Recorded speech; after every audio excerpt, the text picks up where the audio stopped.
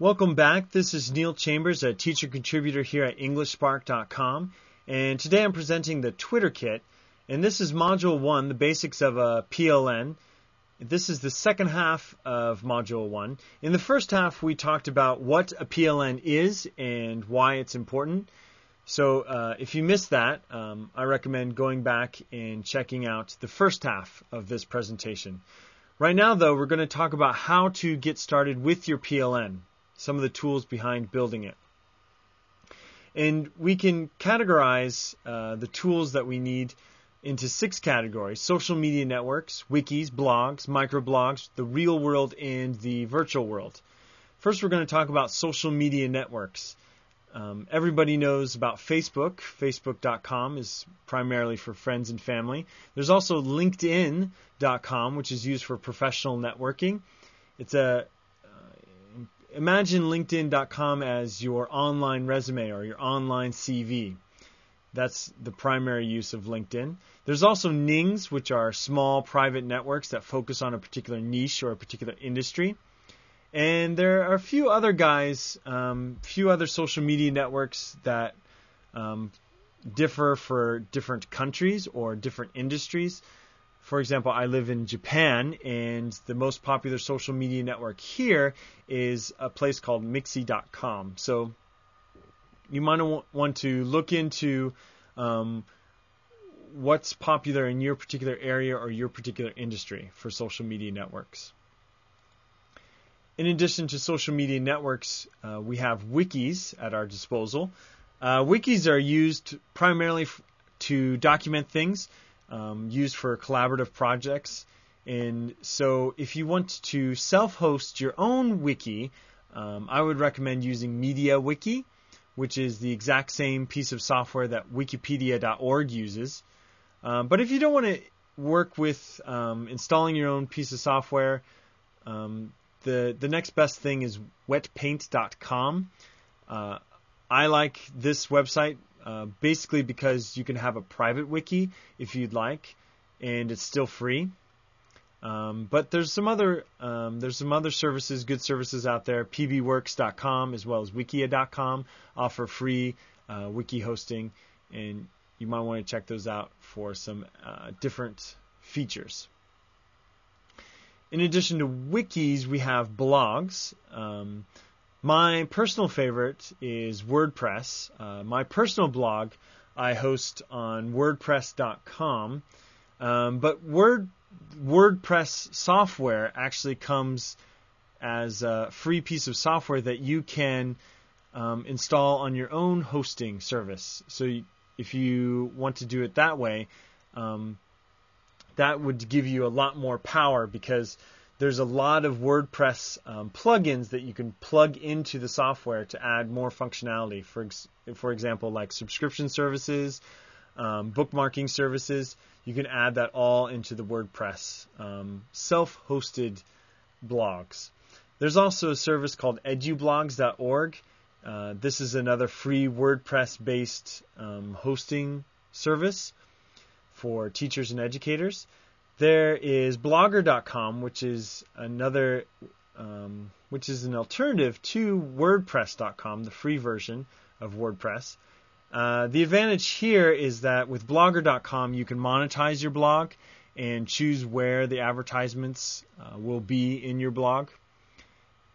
There's also typepad.com, which is a good halfway point between a free blog and self-hosting your own blog, is typepad.com.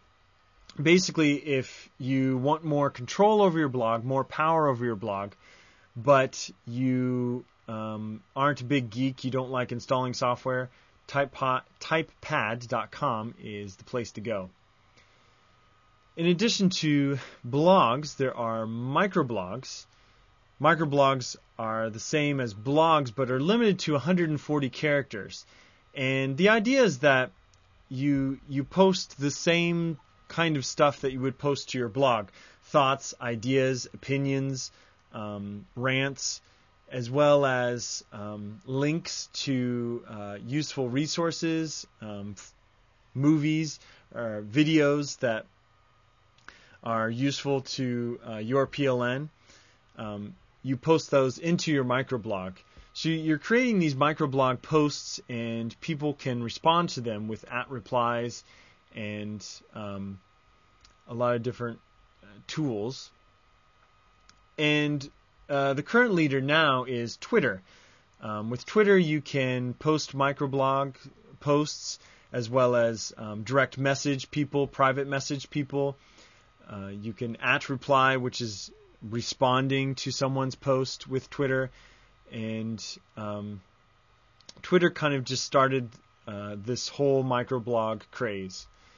But there are now Facebook statuses have become more open. And so you're going to see Facebook statuses becoming more, competing more actually with Twitter.